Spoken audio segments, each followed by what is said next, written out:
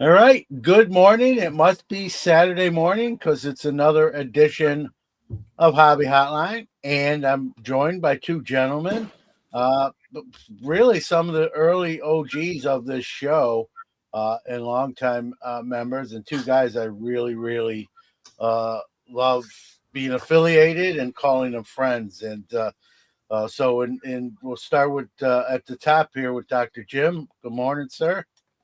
Always good to be here with you and Brody, especially you too. Long time. Yeah, Uh, and Brody, good morning. And Brody, I'm gonna, you know what, I'm gonna embarrass you right off the bat. I was gonna do it second, but Brody recently walked the stage. He is a high school graduate, so congrats are in order for Brody as he is a high school graduate. I graduated about 5 years ago myself, Brody. So what? No, I'm just kidding. A long time ago, but well, cool. You posted a video. You got to walk the stage. I know you've missed a good portion of your senior year. Am I right? With your epilepsy and but put in the work, right? And graduated. So kudos to you. yeah, it's been a while. It's been a long ride, but hey, we got it done. But now I'm excited to be with you guys and talk some sports cards. There you go. Um, how are you doing, Brody? Before we get kind of just for those, I know a lot of people care. I'm doing better. It's an up and down road, but I'm doing better. Yeah. And you've done a lot with your ailment and bringing awareness to it. So I appreciate it. I'll put you on the spot. One last question before we get into other stuff. College or taking a year off? What's your approach there? I'll probably be going to a local community college and do like an online thing for the first 2 years, and then decide what I'm going to do after that. Like go for a master's, or if I'll just be working. We'll see. Yep. Okay. All right. Well, you're young. You got time. I know my son even took a gap year, but you're going right into it and full speed ahead. So that's awesome. Again, congratulations. All right. Before we get into, yeah, go Brody, ahead. Go ahead. you're not taking a gap year from the hobby, are you? Oh no, no, no, Okay. no. That will never No. happen. Awesome. Well, congrats. It was good to see, and with everything you've dealt with, and you've handled it with nothing but class and grace, and again, put in the work. Right? You don't graduate from high school without putting in the work. So kudos to you.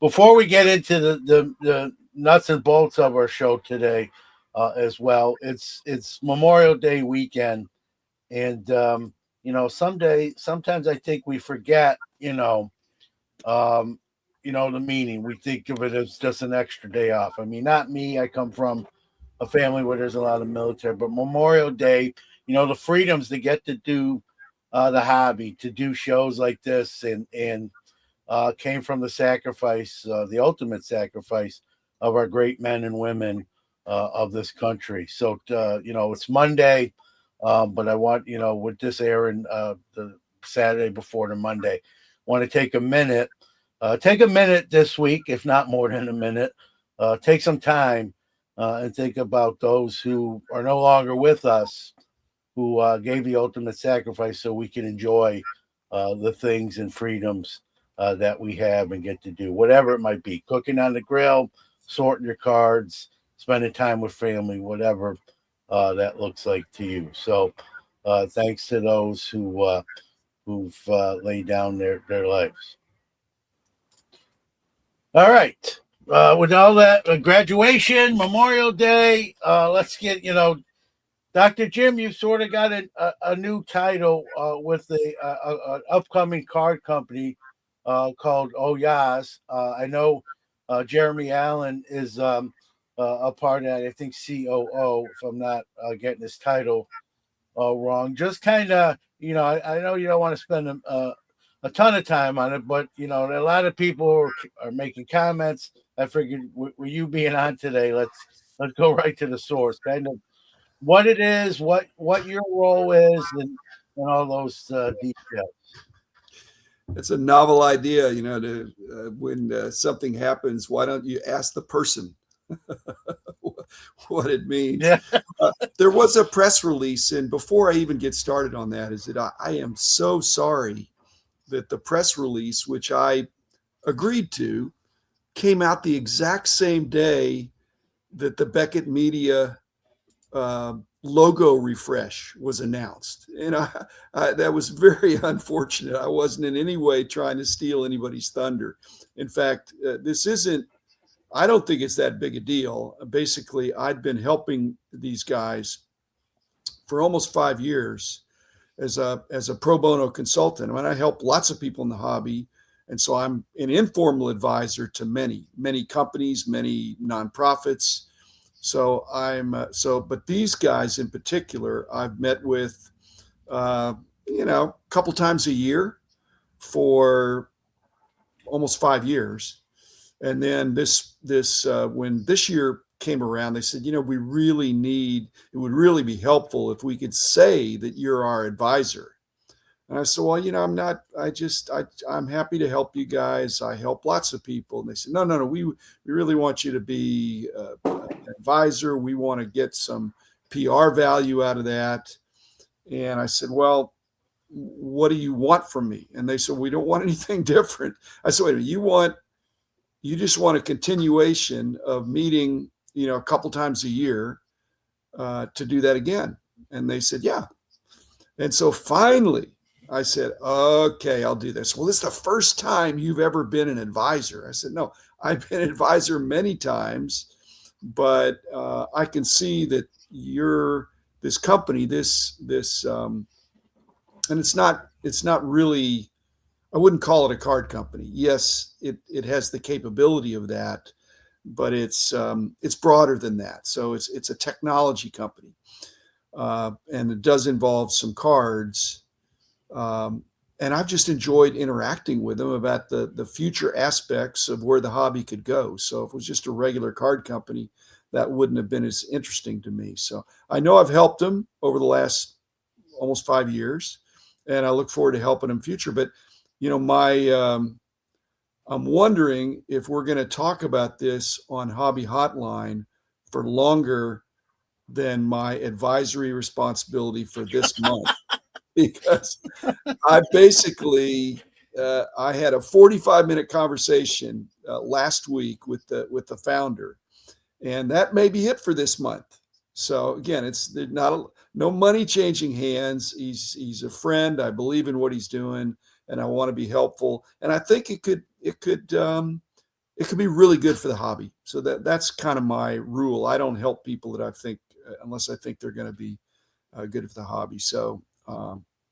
A lot of fun, a lot of energy, a lot of new approaches to, and I love that. So I'm enjoying working with it. Jeremy is not the COO. I think he's the CCO, which is the chief. I was off by a letter. Off by a letter, but he's still a C. And but he's a lot of fun. And frankly, how I met Jeremy a long time ago, and how I met Scott, the founder, was through one of my favorite employees that left to start his own thing maybe 25 years ago, but a guy that worked for me for a long time, was very entrepreneurial. And when it came time for him to go off on his own, and he did great. So I've had a number of people that I hired that were entrepreneurial that I encouraged to, when it was the time to fly the nest. And so I met Scott and Jeremy through that guy. And, so that, I mean, it's a small hobby, John, and relationships matter. And so I already had some kind of relationship, and now it's just a little bit formalized. If it's an hour a month, I'm going to make it the best hour that month that I can. And it's basically them calling me usually and saying, hey, we've got a problem with this, or we're thinking about this. What do you think? And Jeremy's a seasoned hobbyist too, but I used to I think entrepreneurially. So I'm enjoying it, and they are too. Are they based in Dallas, Yes, Dr. yes, Jim? yes. I Okay, mean, that's a so big deal. My pro bono consulting does not involve me jumping on a plane at my expense. But no, they're so they come over. They've come over a couple times a year. And yeah, the thing that was different, in earlier this year, maybe January, February, they had a dinner where most of their team were there. And I said, okay, I'll come to the dinner. And I was impressed with the rest of the team. And so then I finally said, I shouldn't be withholding. I am helping you guys. I do believe in what you're doing. And if it's helpful for me to be listed as they have other, I'm their third best advisor. They've got two other super sharp advisors that they've had, and I met those guys, and I thought, well, you know what, this is going to be a two-way street. I'm going to enjoy this, and I think I'm going to receive a benefit and give a benefit. So gung ho. there you go. Listen, if they ask me, they're getting some great insight, some great experience. Your track record is really second to none, and then you're just a smart guy, just across the board in general. Besides, we're not talking just cards, so I think they're better off for you. It's nice. I know you're I don't mean this like I already knew you were active in the hobby, but even more so now with this. And again, they've got a I don't great think it's mind. more so, John. I didn't sign up to do more. I just agreed to declare or make public what I was already doing. So if they were going to say, hey, we're going to pull you in, we're going to pay you this much. And I said, no, I'm still retired, but I do like to work on interesting things. And it's not about the money. It's about being engaged. So like you said, so it's not going to be an increase in my hours. If it is, then I guess I could resign. I'm not going to be an advisor anymore. or ask for a raise. Or ask for a raise on the pro bono. No, I'm enjoying the interaction, and they're doing some exciting things. They're doing things that are not being done, and I have a chance to speak into that and help shape it for the good of the hobby. So that's where it is. Yeah. Well, congratulations from me to you. Brody, I don't want I know you were the Tops kid. You've done a lot of stuff with Tops through the years at the National, especially. Like you said, you're about to, in a little bit, you'll be starting your community college initially. Is working in the hobby something on the radar, or at this point, are you looking like something else in the sports field? Or you haven't even thought about, it's not you got time, but I'll put you on the spot. I'll keep it short and sweet. Stay tuned. Very close to something coming out on social media. Stay tuned. All right. Did Dr. Jim just hire you as this? Brody, you too can be an advisor. Except you might want to be a fully paid advisor, and you'd be terrific. So I hope people are listening and engaging you. I think that'd be cool. There you go. So maybe another announcement coming down the pipeline. All right. Good morning to everyone out there. I put some of the good mornings on the screen while we were talking. Whether you've said good morning or you're just in the watching, good morning to everyone and that sort of thing. Yes, Beckett, I know it was in the chat room. Beckett has a refresh logo for their company. You can find it online. I didn't put it in my graphics column for this show, but won't be hard to find. Just Google Beckett logo refresh. It'll come up if you want to see it. Thanks again, everyone, for being here this morning. So another kind of local story for you, Dr. Jim. We'll start off with this one. Kind of a feel-good story, right? As we see, I put it on the screen. This is the Judge 2013 Bowman Chrome, not the auto version, but the refractor 101. Two gentlemen met at the Dallas Card Show, I think last year or 2024, and It was a young man, a younger man. They didn't give his age in any of the reports. Struggling with some disabilities and the dad. But they were talking about vintage cards, and the dealer, who goes by Texas Card Man as his screen name, made a appointment to go over, look at what they had, and this kind of was just in there, and along with the vintage cards. And the way the story reads, he kind of said, "Hey, would you take 25 grand for this?"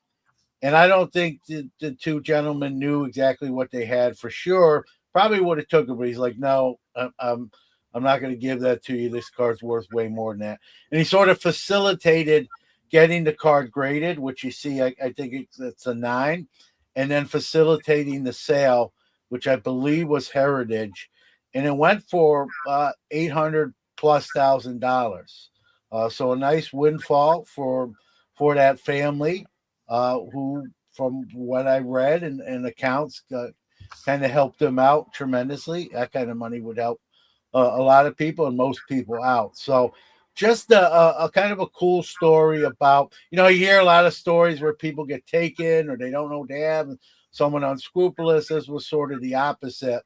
Dr. Jim, this sort of happened and it wasn't our Brad, Texas Card Man. He's Texas Card dude. So I don't, we love Brad. We love Brad, but it wasn't him.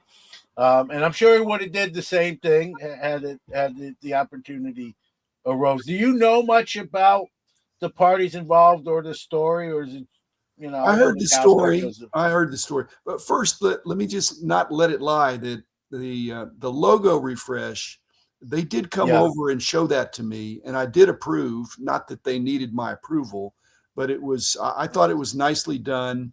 And Colin Hudson, the new GM, has been very clear that they are on the move in improving, not just refreshing the logo, but refreshing the brand and building back better trust. So I'm happy about that.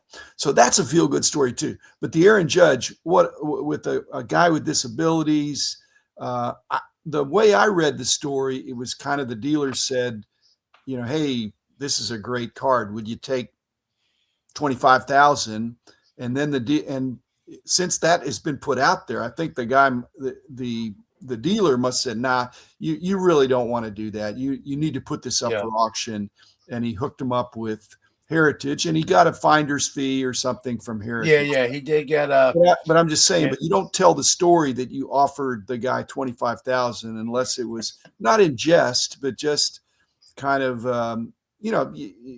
not everybody knows exactly what everything's going to go for. If this would have been in 2013, could that have been a $25,000 card? Maybe. Yeah. Maybe not. Okay. But in 2026, that's a huge card. And so again, all's well that ends well, to give us, and it just seems like it went to a nice beneficiary for found money.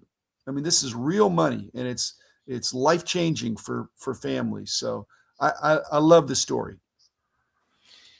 Yeah, Brody, any thoughts? I mean, this is a crazy card. You don't have to be a Yankees fan or a Judge fan to know the significance of the card. And here, no one really knew where it was, right? Or was it still in a sealed box somewhere? Now we know, it was pulled without the big fanfare, when it was pulled, kind of years later here. Brody, your thoughts on this and a dealer, right, doing the right thing and steering the owner of the card in the right direction so they could get, the most bang for their buck, pun intended, I guess. Yeah, I love hearing that the dealer did the right thing, because I feel like you hear a lot of stories and there's sometimes, you don't know if you could trust dealers sometimes, that they want to do something like that. But I mean, it's just a great looking card. I'm surprised it got a 9 too, unless there was a scratch or something. I mean, it looks pretty nice. Well, the way I read the story too, it said it was, and I don't quote me here, guys, in chat room, but the way it was written, it was kind of just in the box. I don't know if it was in a soft sleeve, a top loader, both. loose, but it didn't specify. But the way it was sort of tilted, it made me feel like this thing was just sort of in there with the other vintage cards. I mean, if that And then thing was loose, that's pretty impressive to still get a 9. yeah, maybe, yeah, that's what I was thinking when I saw the grade. So, it's a great, like you said, Brody, it's a great card. A 9 is a great grade. We forget Aaron Judge has been around a bit now, and so that card's 13 years old at this point.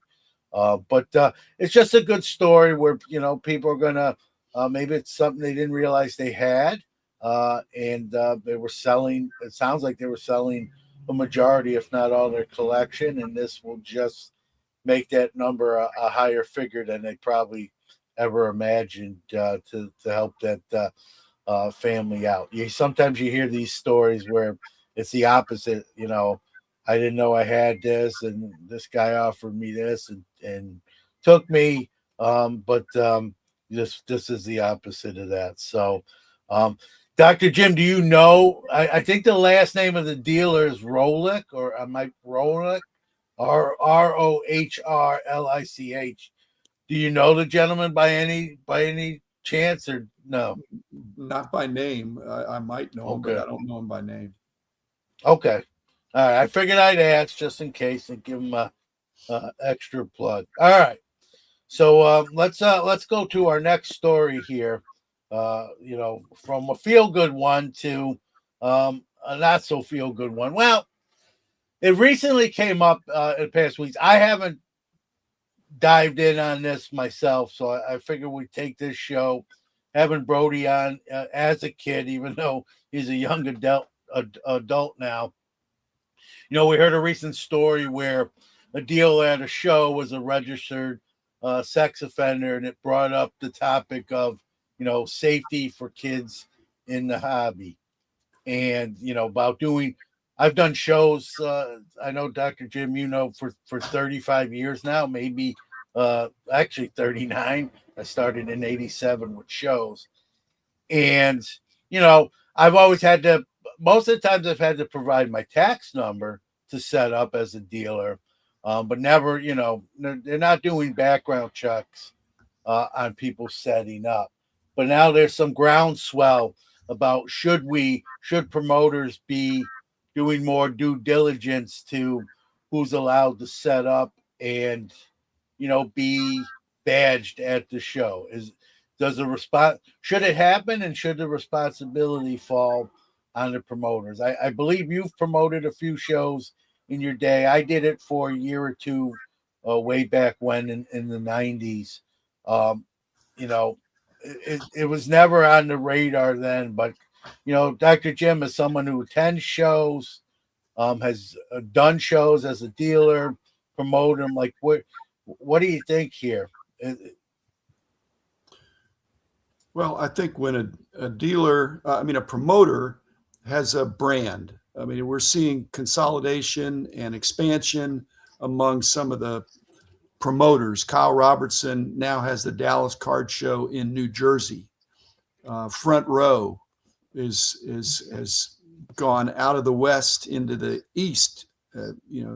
So there's some national brands, and they ought to be aware of who they're signing up. It shouldn't be just taking money of anybody who shows up and say they're already asking, do you have Pokemon or do you have sports cards? And they ought to fill out an application and ought to give them permission to do background checks. And that's probably just good business because they're representing your brand. If something bad were to happen, it's almost like you're saying you can trust these dealers to the best of your knowledge. And so it's not that tough to do that. Now, but again, so that's on the promoter side.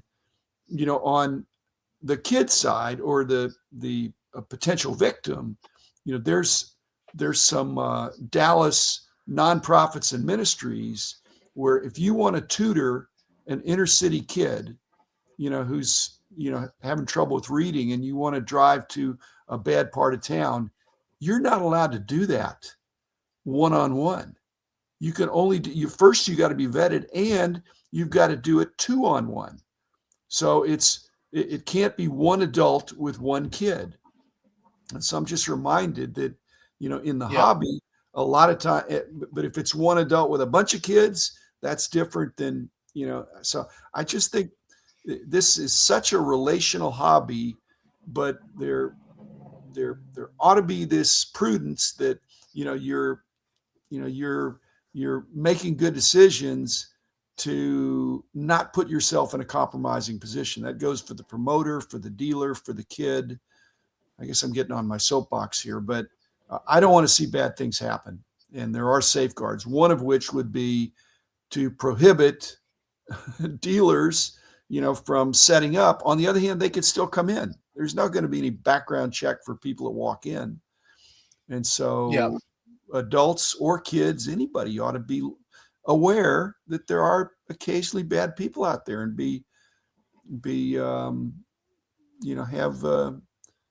and be careful about getting isolated.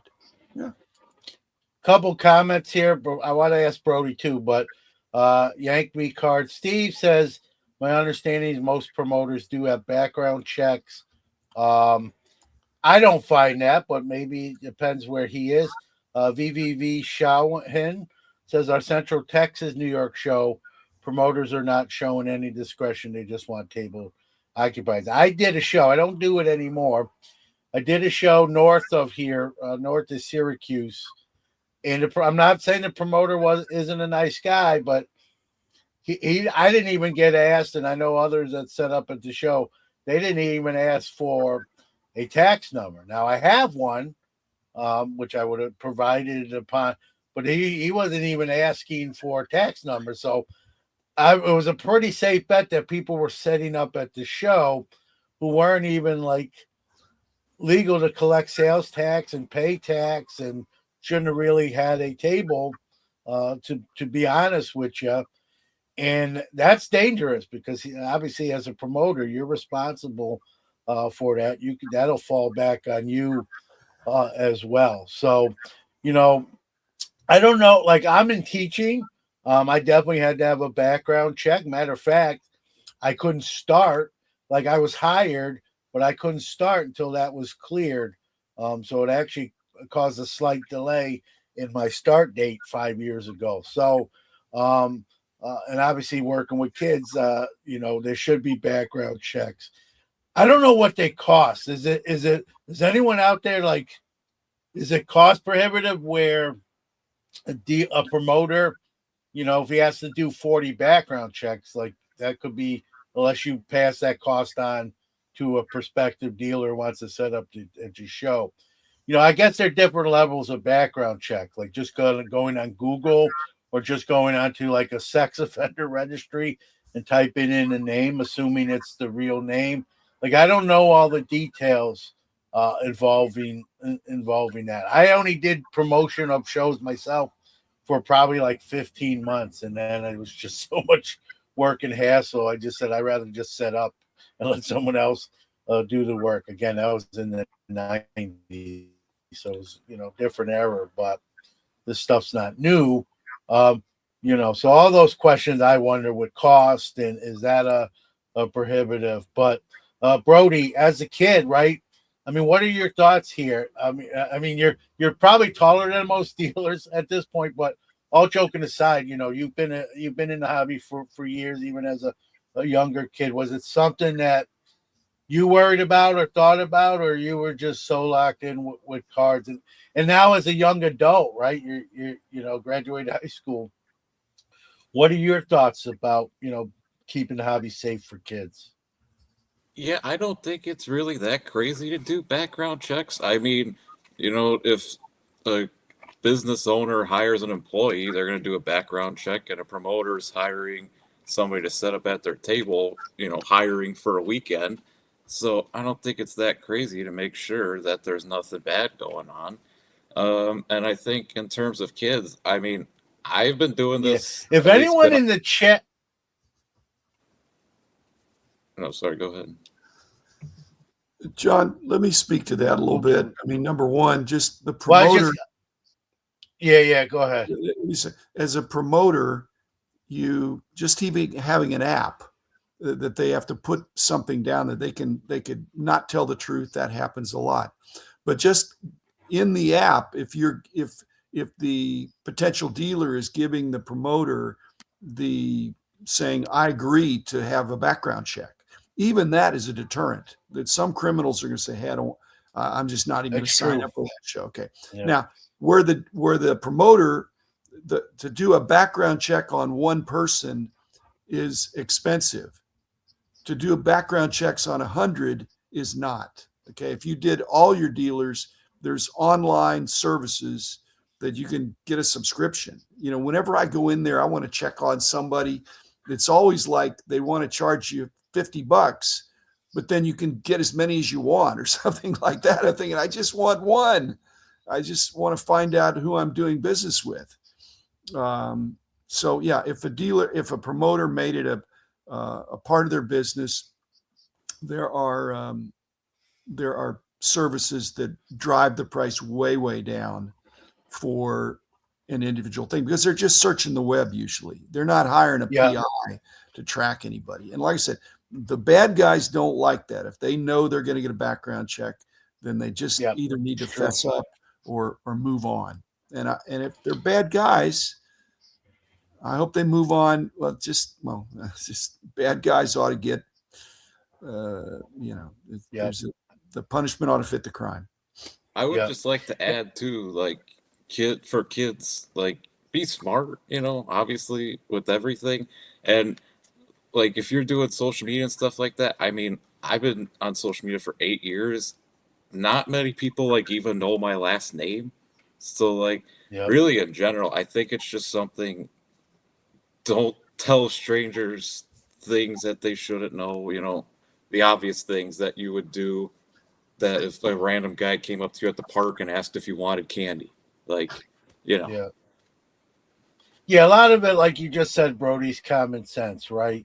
Like at the shows I set up at, there's teenagers and they're usually by themselves, but they're older, they're more their decision making obviously is going to be different.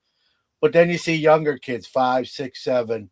Some of that's on the parents too to be near. Though don't let that 5, 6, 7 years old just go to the other side of the room by themselves. That potentially, not saying anything, but could happen. Well, could happen. That would happen. But you are like just as a dad. My son's older now, but even when he was younger, depending on his age, is how far I let him stray from me. As he got older, maybe that square footage number went up as he became a younger adult and then a teenager. So some of it's parents, and I see these young kids sort of running around the show almost unattended, and having fun. I don't, which is good to see. But still, sometimes I'm like, where's mom or dad? Like this kid's very young.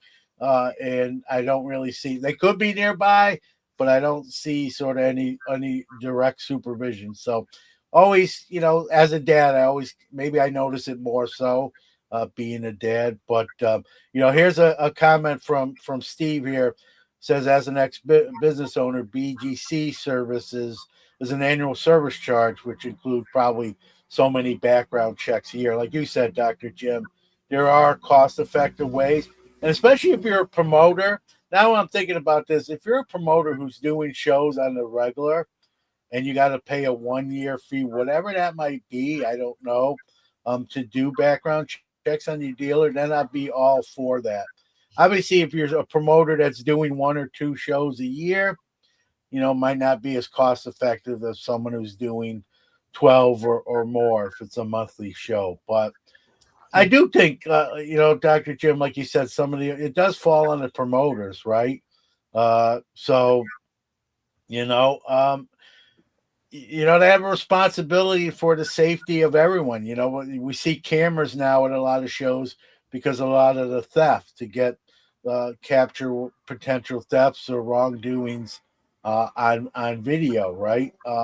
That's obviously a deterrent too if someone had ill intentions with children. But if the background checks are not cost prohibitive, then I'm all for them and say we should be doing them. And as someone who sets up at shows, by all means, background check me and everyone else I'm setting up with. Even if But you're not setting up and you're wandering around, I've in my podcast several times in the last month I've made references to Disney World because I'm actually going to Disney World with my grandkids and kids in the near future. Not going to say exactly when, but I'm going.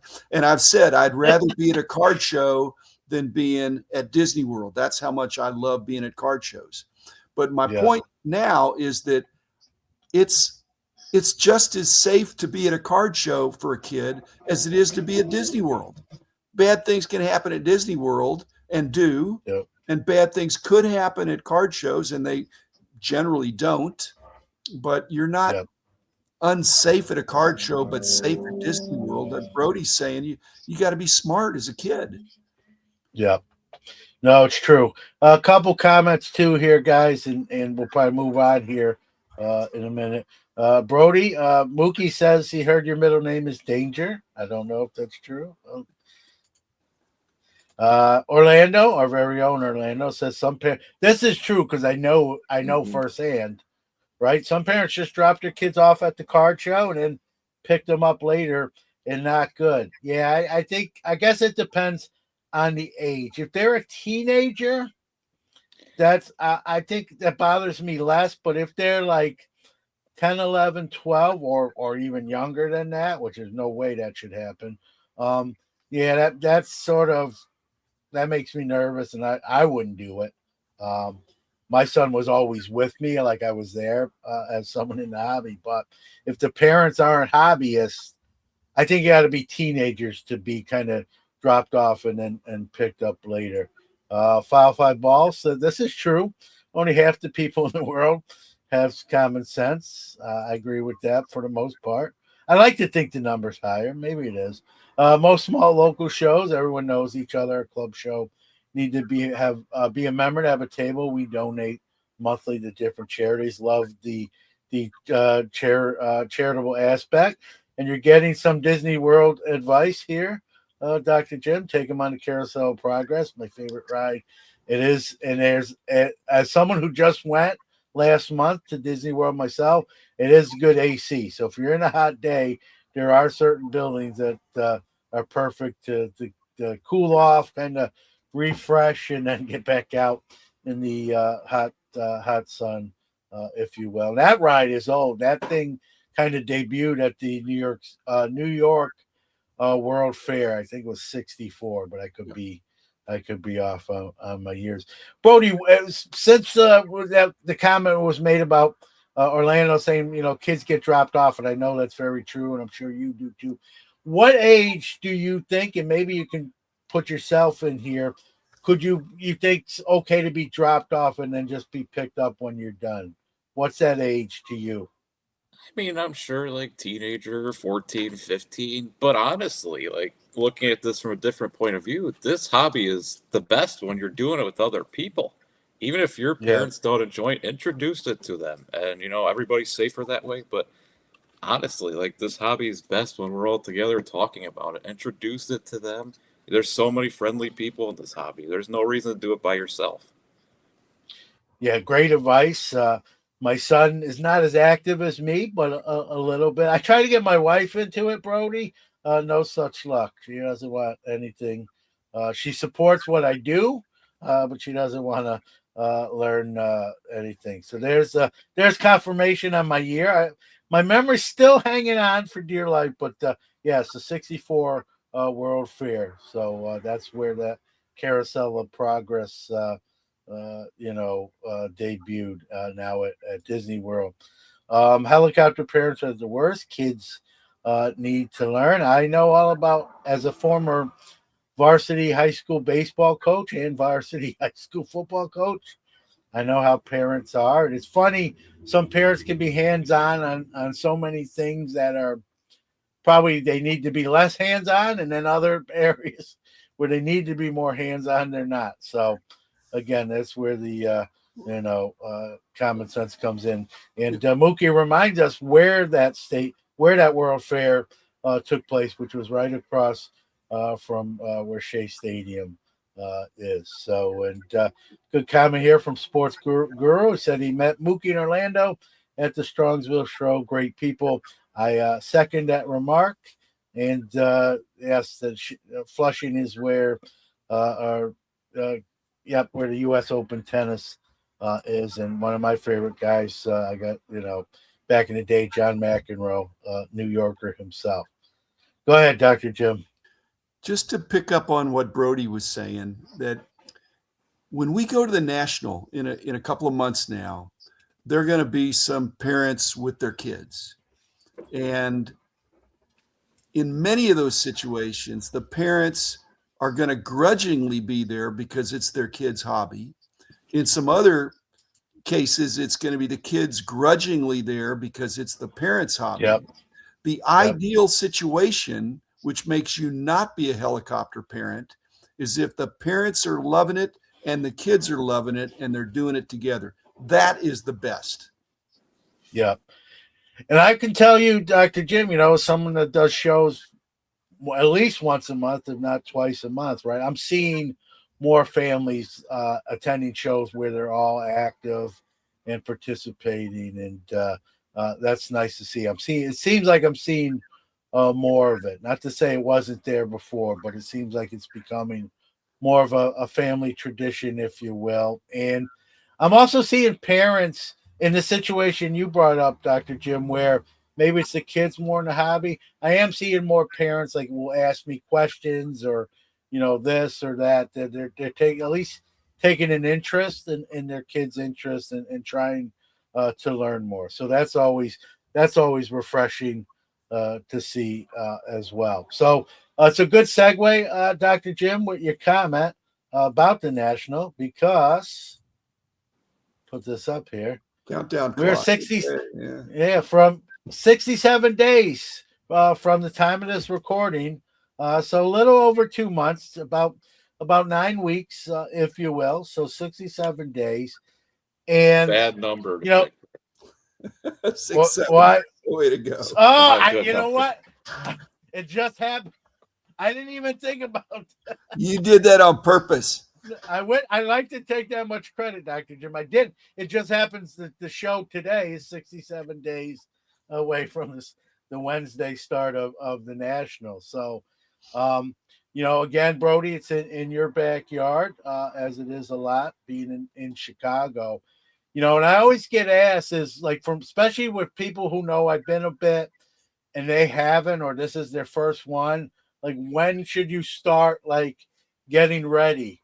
And my answer is always the same, right? As soon as you can. I know people who are making plans for the next one the minute the one they're at is over, or as early as they can. I know some hotels don't open up reservations that early, but I think that the easy answer is the sooner to the better. For me too, sometimes I drag my feet on making all those reservations and flights if I'm flying and hotel. I'm a little. It's funny. The older I get, I've gotten worse at that and better at other things. But I always seem to figure it out. But one thing I do, and then is about this time, 2 to 3 months from the show, I kind of slow down my buying of cards. And what I mean by that is for my personal collection. Setting up at shows, I might buy inventory that's for the showcases. But as far as cards for me, like you see all around me, I sort of 2 or 3 months out from the show, I kind of slow down doing that with the anticipation to have more funds with me to buy those kind of cards at the National. I'll turn this to the chat and to you guys, Dr. Jim and Brody. Do you have any traditions leading up to the National? You do this when this or not necessarily? Go ahead, Brody. Well, I think I like all your points too, John. I don't really worry about the transportation stuff as much just because, it's a 35-minute drive, but I agree with your points on it. I think especially too, and I think it depends kind of how you are as a collector. Like when I go to a show like the National, I know some people, and I think you're kind of like this too. You have specific cards that you're Yeah. kind of looking for, where I'm kind of like, I'm just looking for anything. And if something pops out of a showcase that I like, I just grab it. So I think it's kind of, we're 70 days away. I'm going to say 70. We'll round up and say 70. Um, I think if you're kind of person that, I want a 63 Roberto Clemente, I don't know. Look up what that's worth, get a good idea of what's a good price. But if you're like me and you kind of just buy anything, then, I'm just kind of ready for it. Dr. Jim, you've been, listen, for those that don't know, Dr. Jim has been to every national from the first to the last one, and then scheduled for this one. When do you start thinking about like the next one? Like what, or are you always thinking about it? The day after the one before. No, I mean, I get ready. I mean, I will say this, John, just so people know, I get my hotel and air as soon as possible. In other words, they won't let you reserve too early, but as soon as they release the rooms, I'm first one in as much as I possibly can. I get the airfare taken care of, and so I'm set on that. In the meantime, to use your baseball, softball analogy or golf analogy, is that I'm getting ready for the big game in Chicago in late July.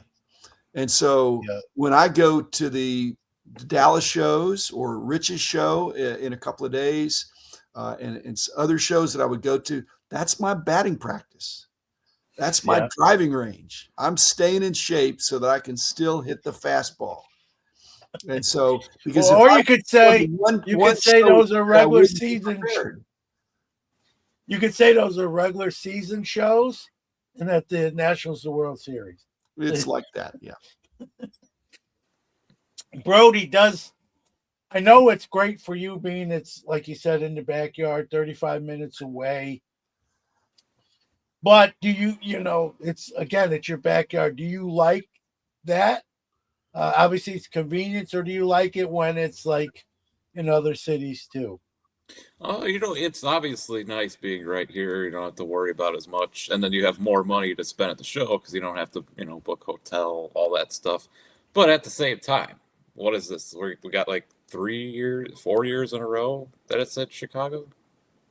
There's something. This is the second of three. The second of three. Like, by this show and definitely by next year, I will probably want to go somewhere else for it just because, like to change it up. Like, going from Chicago to Cleveland was nice, seeing a different place. But, I mean, you can't really beat being 40 minutes away. Yeah, no, it's 10 minutes away from me from getting to O'Hare Airport.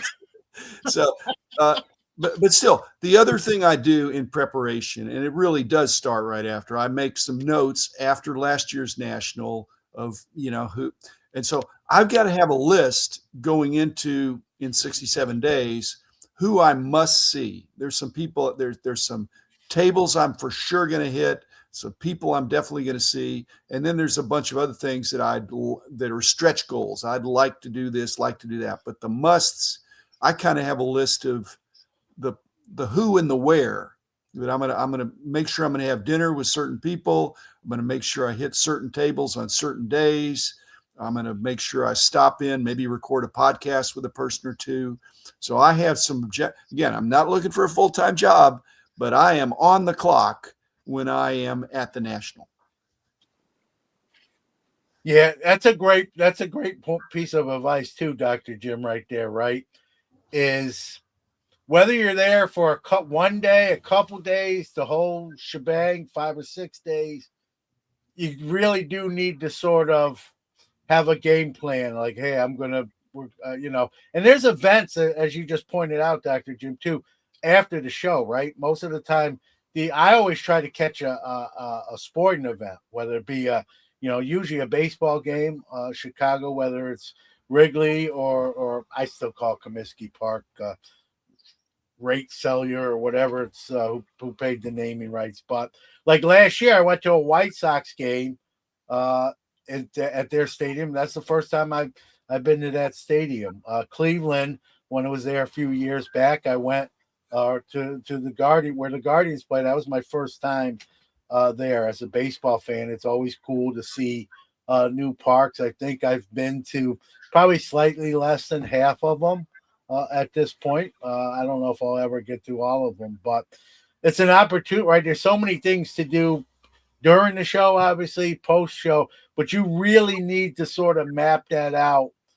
I mean, I guess you could fly by the seat of your pants, but man, it's a lot less stressful if you sort of have a game plan. And things change, right? Someone has to cancel or, this or that. I get it, but sort of having some sort of semblance of a game plan. I know with Brody, with you doing a lot of the events for Tops back in the day, you had to I know your mom and dad helped you out, but you had, you knew you had to be here at a certain time. I had to be here at a certain time, and obviously you don't want to be late. So being organized is important. Like you said, Brody, I'm one of those guys. I'll bring a list of 7 to 10 cards I'd like to add to my PC. I know I'm not going to, number one, be able to afford all of them, or number two, get all of them. So if I could put a small dent, 2, 3, 4 acquisitions out of that list of 10, to me, that's a successful show. But I'm probably over organized, other than the fact that I drag my feet making my reservations and all that stuff. But everything else, I'm very organized with. So that's a great tip. And be better than me. It's funny because my wife, guys, will ask me. She doesn't call it the National. She doesn't know. She just calls it the big show. So she'll say, John, have you made all your plans for the big show? And, the one year, usually the answer is no. She goes, are you going? And if you are, when are you going to do that? I'm like, I got to get going. So it's usually my wife that, by asking that the light bulb goes on, that I get in gear and do that. And it's not that I don't want to go, or it's just that for whatever reason, I drag my feet. But I use, when I get airfare, hotel, and a rental car, I'll use Orbitz or Travelocity or Expedia and sort of package them together. And I've gotten great prices, including people telling me you're paying less for your hotel than I am, and I booked it 4 months or 5 months before you. So I guess I've been lucky for dragging my feet that I'm still getting fairly reasonable deals, if you will. The travel challenge in Chicago is not outside the show; it's inside the show. The layout is really tricky in the sense it's not a rectangle. I've said it's kind of like a baseball field. The northwest corner, Yep. kind of like home plate. Then the old school, old guard are between first and second base, and PSA is out in right field, and then there's an upper deck out there, and the autographs are in center field, and the singles club is in deep left field. So if you figure out where things are, and it's tricky because you can not dizzy, but you just get disoriented because even the numbers of the tables, even that's a little bit tricky. So, and upstairs is going to be way bigger than it was. Yep. And spread out. So that's going to be another thing to try to handle. So the good part about Chicago is that it's probably similar to last year. The bad part is last year was very confusing. Yeah, it's the one national. I'll self-admit I get lost. How do I get out of here, or how do I get over there, or where's this company, or where's this kiosk? And even after a few days, I mean, I'm a little better by 33 or 4, but I'm still potentially getting lost or not, having trouble getting to where I am. Because like you said, it's not just a rectangle. It's got some cut-ins and it goes this way, and you go into one room and you got to go to the other. And so, Yeah, it's confusing. Brody, being it's your home show in a sense, like is it it like the back of your hand? No, I mean I used to back when there wasn't, our like Dr. Jim said, an upper It's deck grown and so all this much. Yeah. extra stuff going on. But I don't know. I always like the red carpet room because your feet get so hurt during the day. Red carpet room, that's the spot. Yeah, yeah, no doubt. I've taken advantage of that as well. So let's see. Foul Another five thing, balls. the Yeah, food go ahead, line. Doctor Jim. Food is a problem because of the Yeah. lines. Do not have lunch at noon. Have lunch at Yeah. 10 o'clock. Here's what I do, Doctor Jim. I said this on my show. I don't. I'm a lunch skipper, so I have a backpack. I got some granola bars, some beef jerky. Um, what do they call it? Granola in general, just a bag of granola. Yeah, and I'll eat. I'll go over into a corner and grab a couple pieces of whatever and eat that. So I skip lunch 9 times out of 10, and then I have plans for dinner somewhere like every day, whether it be like a party that's put on by a company where food's provided, or we make reservations. For those that don't know, we usually do a hobby hotline dinner where those involved in the show can get together, and that's become a tradition. So I don't, as you can see, I don't skip dinner, but I do, believe it or not, I do skip lunch and just kind of pick and snack and that sort of thing. And it saves me more time too. If I was to either leave the national or take an hour during the national to eat a full-fledged lunch where you sit down, I just look at that as like I lost time, and you're already trying to cover so much in the time you're there. And then even when it's over, I'm like, I think I missed this section, or I didn't do this, or I didn't, like you said, or I didn't get to meet this person, which I was hoping to meet in person. So I kind of skip lunch just with not that I'm not hungry, but just for the time factor, and I'll just kind of snack on stuff real quick and then not miss dinner. So want to throw that in there. But here's some comments here. Foul Five Ball says he will go to the next time. He will go to the national next time it comes to the West Coast. And listen, I'm on the East Coast, but to be fair, they should get one. I mean, if I was on the West Coast, I'd want a shot at again. Never been to national. Recently started going to local shows. This is Yank Me Card Steve. Next show is in Phoenix, promoted by Front Row, which is he later on says it's an 800 table show. That's a big show. Sports Guru 17 also says I've never been to national, thinking of doing the Detroit National in 2028. Maybe hit a Tigers game too. Isn't it next year in Detroit, or am I wrong? The 2028. No, 2027 is the third year in Chicago. Okay, all right. So, well, let's get way ahead of ourselves. I mean, it's never been in Detroit, right? That will be the first time ever in Detroit? No. Detroit was the second one. Ever, and then it hasn't been back since? I don't know if it had. There's at least that number 2, I think, was there, but I don't know if they had one more after that. But Detroit was one of the major cities of the hobby back in the 70s and the 80s. Not so much now. Yeah. Orlando says, I don't have a card list. I just see what catches my eye, but I do plan lunch and dinner with friends.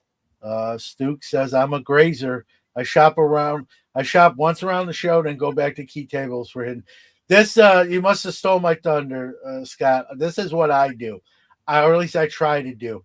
I try to make the rounds on the floor, take some notes of where I saw cards I was interested in their prices, and then by the second day, or sometimes my first purchase is the second or third day. One year it was like not to the fourth day. I was running out of time.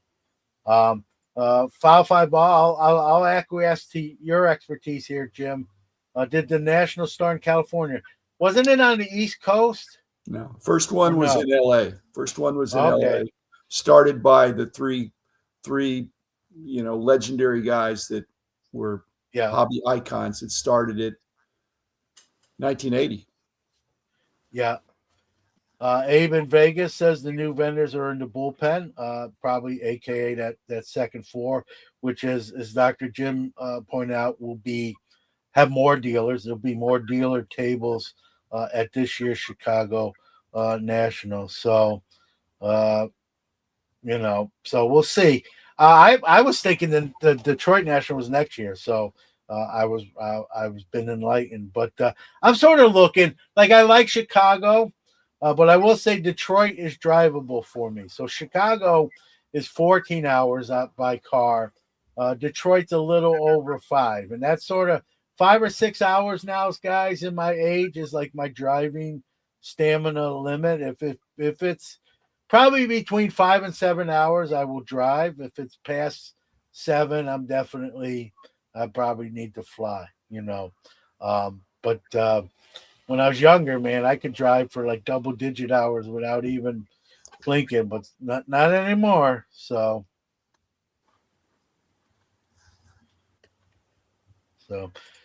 here's a question for Brody from Abe in Vegas. Does Brody attend other shows throughout the year at Rosemont? I'm assuming like Chicago Spectacular.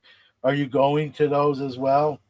Yeah, I usually try to go to both. They usually do one in March and one in November. I usually try to go to both of those. They're fun shows too. I mean, they're decently sized. They got a lot of good autographed guests there too. It's still a pretty nice show. Yeah. Some more tips when it comes to eating. Abe in Vegas says I pack peanut butter and jelly and make sandwiches and eat those throughout the day and only really have a big dinner. So unless it's in the evening, I need to get my spot for trade night at the Hyatt. So yeah, I'm a snacker too. Like I said, just for lunch. Mookie's taking it old school.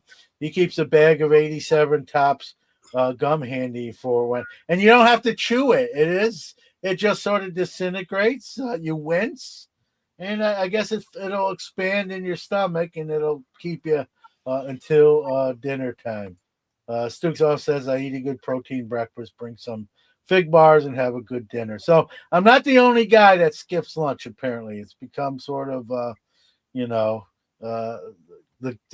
kind of the trend. Eating food is not skipping lunch. Yeah, I don't like skipping lunch. I just do it for the sake of time. And it's not like I'm not eating at all. I'm just eating, whether it be beef jerky or granola and that sort of thing. So there's the answer. Disneyland Hotel 1985. So here's a question, Dr. Jim. I don't know. It's been a bit from Abe in Vegas. He says, is there hotels with easy access to the convention center in Detroit? It's a brand new convention center. I've never been to it, but I'm sure when they build them, they make sure there's plenty of hotel stuff around there. Yeah. So, but again, John, don't wait till the last minute. Like I say, that I get my reservations in like October. It's like 9 months before when they release some rooms. So, and Detroit will probably be well attended as well. Yeah, no doubt. Foul 5 balls like me, 5-hour drive, maybe only one pit stop. That's where I'm sort of at.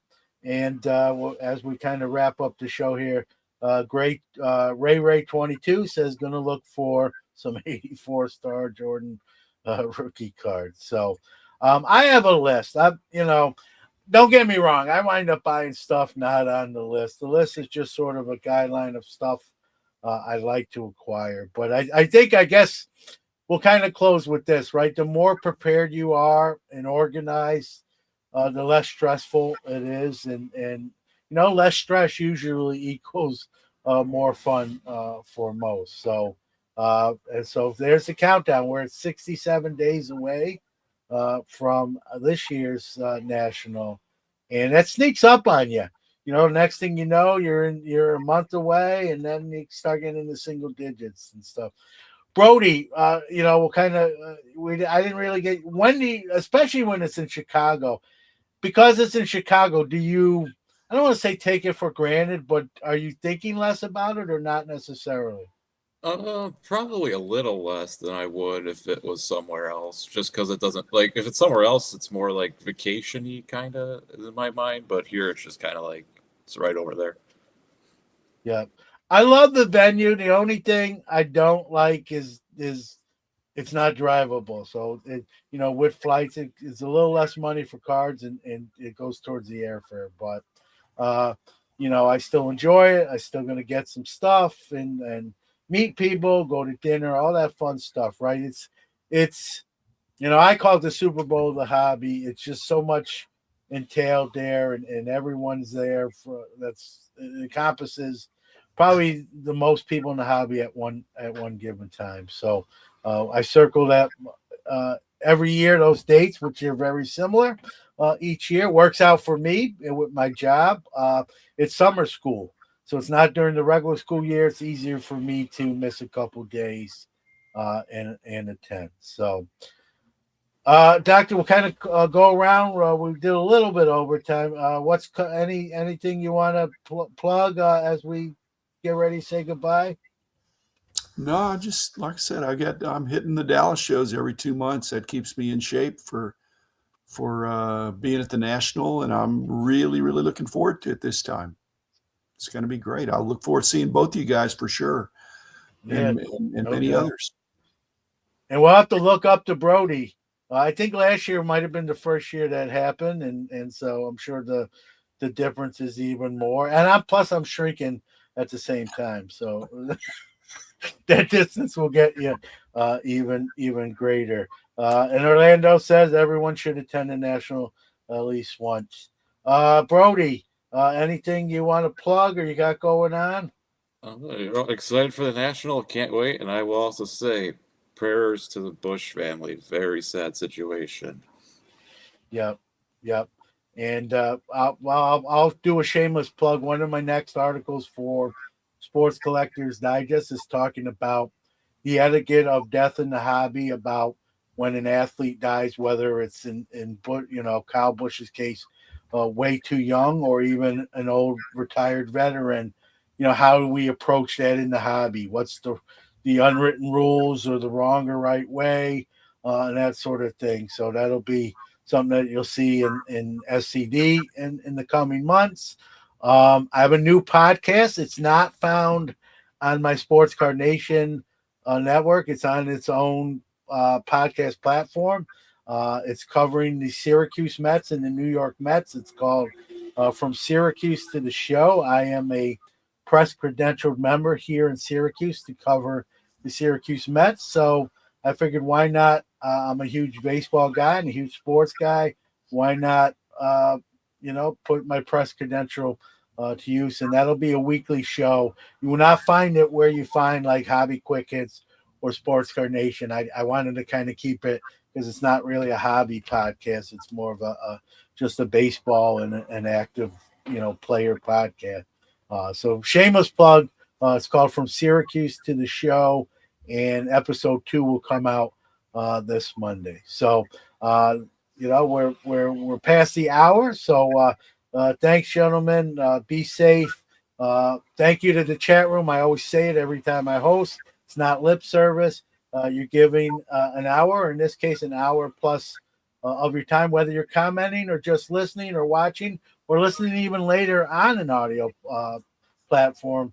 We appreciate your time and choosing us. And this Memorial Day weekend, again, take at least a moment to remember those that are no longer with us, who made that ultimate sacrifice for this country. So with that being said, be safe, everyone. Enjoy the weekend.